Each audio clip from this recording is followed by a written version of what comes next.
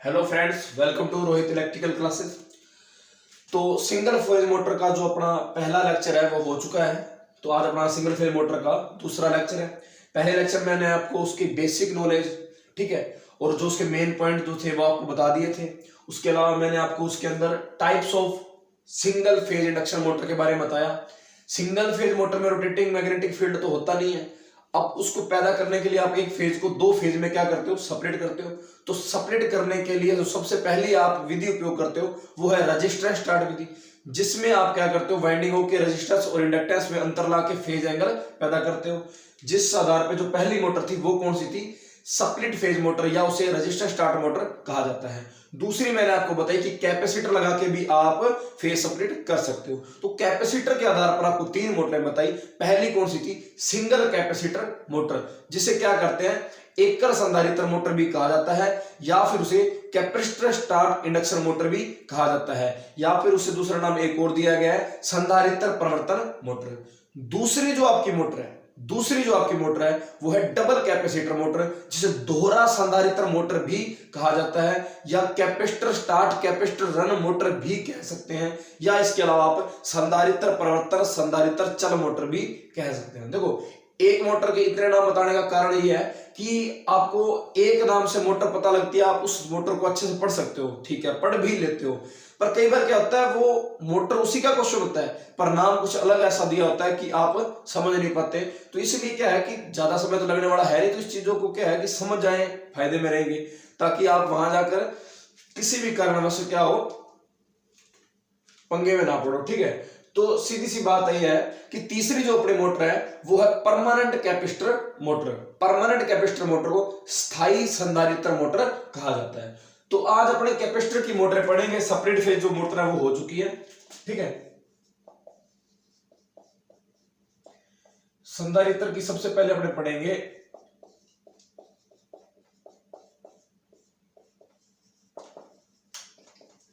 Permanent capacitor motor. कौन सी, permanent capacitor motor, जिसे अपने क्या बोलते हैं, स्थायी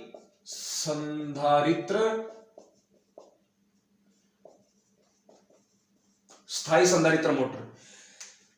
अब ये समझना कि जो स्थायी संधारित्र यानी कि परमानेंट कैपेसिटर मोटर है, उसको समझना है तो दिमाग में अपने सीलिंग फैन, छत का जो पंखा होता है उसे समझ लो। वो उसके अंदर जो मोटर यूज होती है वो यही होती है, ठीक है। तो अब अपने पढ़ेंगे जो परमानेंट कैपेसिटर मोटर है वो और स्प्लिट फेज जो मोटर थी उसमें डिफरेंस क्या था। स्प्लिट फेज मोटर में आपने क्या किया था, सेंट्रीफ्यूगल गया था, जिसके कारण अपने दोनों वाइंडिंगों को क्या किया था, अलग किया था। इसके अंदर क्या है, सेंट्रीफ्यूगल स्विच नहीं लगेगा, कैपेसिटर लगेगा। कैसे,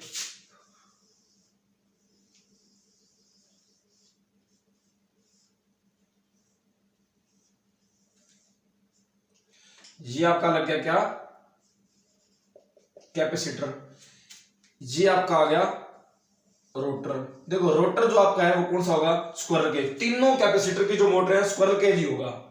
ये स्टार्टिंग वाइंडिंग, ये रनिंग वाइंडिंग, ये आपके मेन सप्लाई के सिरे। अब क्या होगा कि जब आप मेन सप्लाई दोगे तो क्या होगा, इन दोनों के अंदर जो फेज डिफरेंस होगा वो तो पैदा होगा ही, उसके अलावा इसके अंदर कैपेसिटर लगा दिया तो फेज डिफरेंस किस तरीके का बनेगा वो देखिए, ठीक है। सप्लाई वोल्टेज होगी, आपकी जो रनिंग वाइंडिंग है वो क्या करेगी, लैग, क्योंकि सीधी पैरेलल में कनेक्टिंग में पहले आ रही है और इसके सीरीज में नया कोई कैपेसिटर जुड़ा है, ठीक है। तो क्या होगा, ये लैग करेगी लगभग आपका 50 से 70 डिग्री। अब क्या होगा, स्प्लिट फेज मोटर में जो स्टार्टिंग वाइंडिंग थी वो भी लैगिंग जा रही थी, क्या जा रही थी, लैगिंग। पर इसके सीरीज में कैपेसिटर जोड़ने से ये इसको लैगिंग से उठाकर, यानी पश्चगामी से उठाकर अग्रगामी की ओर ले जाएगा। अग्रगामी बोले तो लैगिंग का मतलब पश्चगामी, पर लीडिंग का मतलब अग्रगामी। तो इसको ये कम से कम 15 से 20 डिग्री क्या करेगा, अग्रगामी ले जाएगा। अग्रगामी जब ले जाएगा, जब लैग करवा देगा, तो जो रिजल्टेंट जो है एंगल बनेगा वो ये लगभग अपने कह सकते हैं 85 से 90, यानी कि 85 से 90 डिग्री का एंगल बनेगा, ठीक है। अब जब ये एंगल इसमें जनरेट हो गया तो सिंपल सी बात है, मोटर सेल्फ स्टार्ट हो जाएगी, रोटेटिंग मैग्नेटिक फील्ड जनरेट हो जाएगा। अब क्या होगा कि जो ये एंगल यहां से आगे गया, जो अग्रगामी गया, जो लीड करवाया, किसके कारण? कैपेसिटर के कारण। इसीलिए अपने ये कहते हैं कि कैपेसिटर मोटरों में कैपेसिटर के कारण भी क्या किया जाता है? फेज सेपरेट किया जाता है। अब अपने कैपेसिटर की कुछ विशेषताएं पढ़ें तो क्या है कि आपका जो कैपेसिटर इसमें यूज होगा वो होगा पेपर टाइप। कौन सा? Paper type. हिंदी में इसे क्या बोलते हैं? कागज प्रकार। मान कितना होगा? 2.5 टू 3.15 माइक्रोफैरेड। अब अपने बात करते हैं इस कैपेसिटर के बारे में। मैंने यहां पेपर टाइप ही क्यों लगाया, इलेक्ट्रोलाइट टाइप क्यों नहीं लगाया? क्योंकि डबल कैपेसिटर मोटर में इलेक्ट्रोलाइट भी होता है ना, और कैपेसिटर जो अपनी स्टार्ट मोटर होती है जिसके बाद करवाऊंगा उसमें क्या होता है? इलेक्ट्रोलाइट होता है। इसमें पेपर टाइप क्यों किया? तो इसका कारण ये है, समझना है, रटना नहीं है। देखो, आपको कभी भी ये चीजें याद रखनी हो ना कि किस मोटर में कौन सा कैपेसिटर यूज होगा, तो उसको समझना ही है। ऐसी मोटर जिसमें कैपेसिटर आपका लंबे समय तक जुड़ा रहे, तो वहां हमेशा पेपर टाइप यूज किया जाएगा, इलेक्ट्रोलाइट नहीं किया जाएगा। क्योंकि पेपर टाइप जो कैपेसिटर होता है, उस कैपेसिटर की जो क्षमता और जो उसकी उम्र होती है वो इलेक्ट्रोलाइट कैपेसिटर के मुकाबले क्या होती है? अधिक होती है। अब इस कैपेसिटर को यहां मैंने इसलिए लगाया कि इस मोटर में परमानेंट कैपेसिटर जुड़ा रहना है। जब परमानेंट जुड़ा रहना है तो अपने क्या करेंगे? ऐसे कैपेसिटर का उपयोग करेंगे जिसकी उम्र क्या हो? अच्छी। इलेक्ट्रोलाइट वाले का वहां यूज किया जाता है जहां उसे कम समय तक सप्लाई में संयोजित रखना हो। अब डबल कैपेसिटर मोटर में क्या होगा? एक जो कैपेसिटर हट जाता है वो इलेक्ट्रोलाइट टाइप होगा क्योंकि कुछ समय तक जुड़ा रहेगा। एक जो अपनी इसके बाद जो आएगी कैपेसिटर स्टार्ट मोटर, वो कैपेसिटर से स्टार्ट होती है पर जो रनिंग अवस्था में उसके कैपेसिटर है वो जुड़ा नहीं रहता, तो वहां भी कौन सा करेंगे? इलेक्ट्रोलाइट। पर यहां क्या है कि हमेशा इसके अंदर कैपेसिटर जुड़ा रहेगा, इसीलिए क्या होगा? Paper type. फोल्डेड पेपर होता है, क्या होता है? रोलिंग सा होता है पेपर, तो वो फोल्डेड पेपर इस कैपेसिटर में होता है। ठीक है, ये जो उसकी है क्षमता, जो कैपेसिटर आप लगाओगे। ठीक है, एक बात और बता दूं, ये जो मोटर है permanent capacitor, ceiling fan, pumps वगैरह, मोटर आपकी जो कूलर की है उसमें, फैन जो है कौन सा? टेबल फैन, उन सब में ये मोटर उपयोग की जाती है। पहली बात, कूलर में जब मोटर उपयोग की जाएगी तो एक बात याद रखना, कूलर में जब मोटर उपयोग की जाती है उसका जो साइज होता है वो बड़ा होता है, तो साइज बड़ा है तो क्या होगा? उसके अंदर आपको कैपेसिटर 4 से 6 माइक्रोफैरेड का लगाना पड़ेगा। ठीक है, इतना दिमाग में रख लेना कब? कूलर की जब मोटर होगी। ठीक है, अब बात करते हैं कि इन दोनों की वाइंडिंग। तो वाइंडिंग का जो साइज होता है लगभग एक होता है, गेज भी लगभग एक होता है, इतना ध्यान रखना। पर अंतर कितना क्या होगा कि एक गहराई में की जाएगी, एक कम गहराई में की जाएगी, इतना अंतर जरूर है। वो बताता हूं कैसे।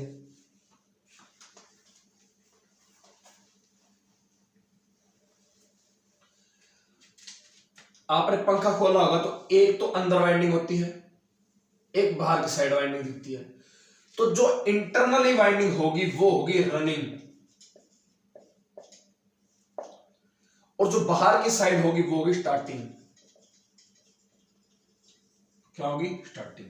ठीक है, क्योंकि जो स्टार्टिंग वाइंडिंग है वो बाहर से ही क्या है? आपको नजर आ रही है, और जो रनिंग है वो अंदर से आपको नजर आ रही है। क्योंकि इनके अंदर देखने में कोई फर्क ज्यादा आपको दिखेगा नहीं। क्यों नहीं दिखेगा? क्योंकि लगभग साइज और इनकी लंबाई क्या होती है? सेम होती है, गेज भी सेम होती है। तो जब दोनों चीजें सेम है तो आपको पता कैसे लगेगा कौन सी स्टार्टिंग है कौन सी रनिंग है? तो क्या किया जाता है? इन दोनों को कम गहराई और ज्यादा गहराई में किया जाता है। ठीक है, इतना दिमाग में रख लेना। तो ये जो है ज्यादा गहराई में जो होगी रनिंग वाइंडिंग, कम गहराई में होगी स्टार्टिंग वाइंडिंग। ठीक है,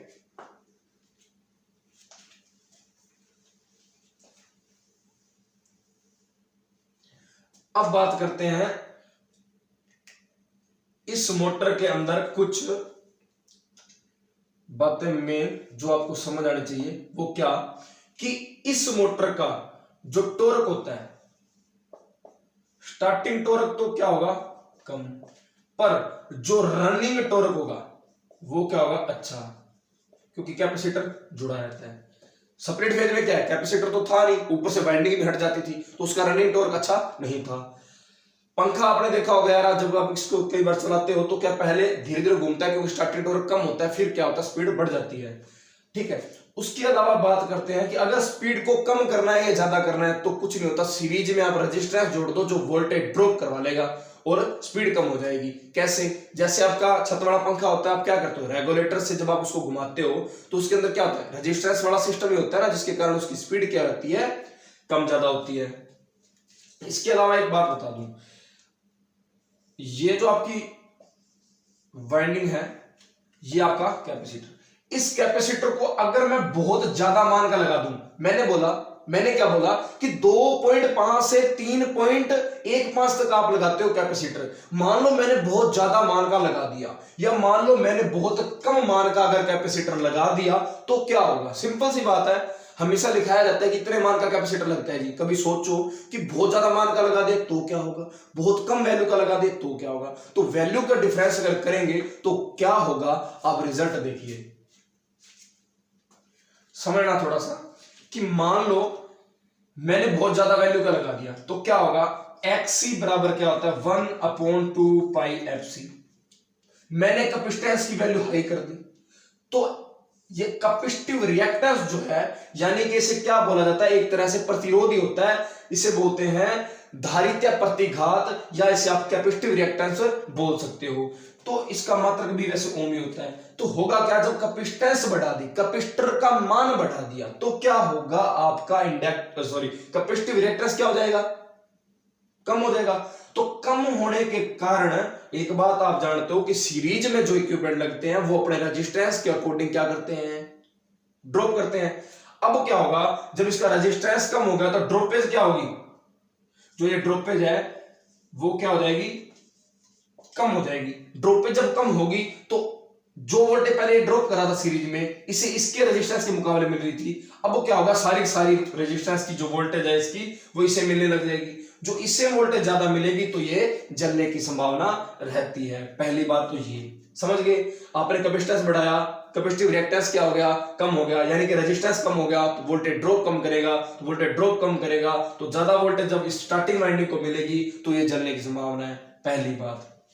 अगर मैंने क्या किया, बहुत ज्यादा मान का लगा दिया। अब कम मान की बात करते हैं जी। कम मान में क्या होगा, XC बराबर 1/2 पाई FC। जब मैंने कैपेसिटी कम कर दी तो रेजिस्टेंस बढ़ा तो इसने ड्रॉपेज ज्यादा की, इसने जब ड्रॉपेज ज्यादा की तो इसे कम मिली, जब इसे कम वोल्टेज मिलेगी तो क्या होगा, इसका टॉर्क कम हो जाएगा, ये आप सभी जानते हैं। दूसरी बात, अगर आपका कैपेसिटर ओपन हो जाए या शॉर्ट हो जाए तो आपकी मोटर नहीं चलेगी, ये भी दिमाग में रखना। तो 1 2 3 ज्यादा मान, चौथा कम मान। तो ये 4 क्वेश्चन आपके दिमाग में जरूर रहना चाहिए। अगर मैं बात करूं कि इस मोटर की DOR कैसे चेंज की जाए, DOR direction of rotation, Hindi में से क्या आता है, घूर्णन दिशा। तो घूर्णन दिशा अगर आपने चेंज करनी है तो आप क्या करोगे, स्टार्टिंग या रनिंग दोनों में से एक के सिरे आपस में क्या कर दोगे, चेंज। स्टार्टिंग या रनिंग दोनों में से एक के चेंज, तब तो आपकी स्पीड क्या हो जाएगी, DOR चेंज हो जाएगी। पर अगर आपने C1 C2 कैपेसिटर के चेंज कर दिए तो स्पीड और इसकी DOR चेंज नहीं होगी। अगर आपने क्या कर दिया, सप्लाई के S1 S2 आपस में चेंज कर दिए तो भी इसकी DOR चेंज नहीं होगी। अगर आपने क्या किया कि इसके स्टार्टिंग और रनिंग दोनों के अगर आपस में आपने सिरे बदल दिए तो भी क्या स्पीड इसकी DOR चेंज नहीं होगी। तो DOR कब चेंज होगी, अगर आप स्टार्टिंग या रनिंग दोनों में से एक के सिरे क्या कर दो, चेंज कर दो, तब होगी, अन्यथा नहीं होगी। तो ये आपकी क्या है, एक परमानेंट कैपेसिटर मोटर, जिसके बारे में आपको आज बता दिया गया है।